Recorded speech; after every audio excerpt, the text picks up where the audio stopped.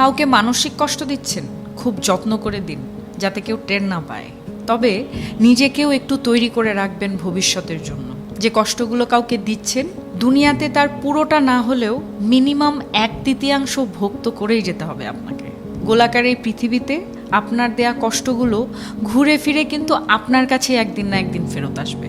আপনি নিজেই আত্ম অনুশোচনায় ভুগতে ভুগতে একটা সময় শেষ করে দেবেন নিজেকে, যা হয়তো আপনার সো কল্ড ইগোর জন্য ওই মানুষটার কাছে ক্ষমাও চাইতে পারবেন না। আমাদের সবার মনে রাখা উচিত, মানুষের দীর্ঘশ্বাস খুব খারাপ হয়।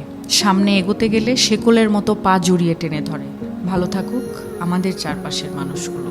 ভালোবাসার মানুষ, ঘৃণার মানুষ, কাছের মানুষ, দূরের মানুষ সবাই ভালো থাকুক। অভিশাপ না দিলেও রুহের হায় বলে একটা কথা আছে, যাকে রিভেঞ্জ অফ নেচার বলে, যেটা আমাদের বিশ্বাস করতেই হবে। প্রকৃতি কিছু ভোলে না, সময়ের ব্যবধান মাত্র। সময় মতো হয়তো আমরা বুঝে উঠতে পারি না ঠিক কোন কাজের শাস্তি পাচ্ছি।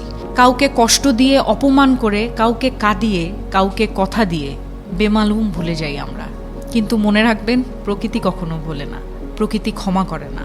প্রত্যেকটা মানুষ তার খারাপ কাজের শাস্তি কিছুটা হলেও এই দুনিয়াতে ভোগ করে, কদিন আগে কিংবা কদিন পরে, কিন্তু সে শাস্তি পাবেই।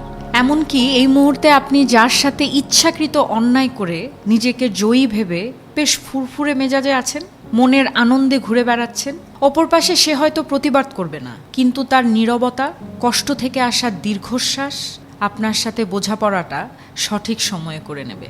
কারণ উপরওয়ালা কাউকে ঠকান না, তিনি কারো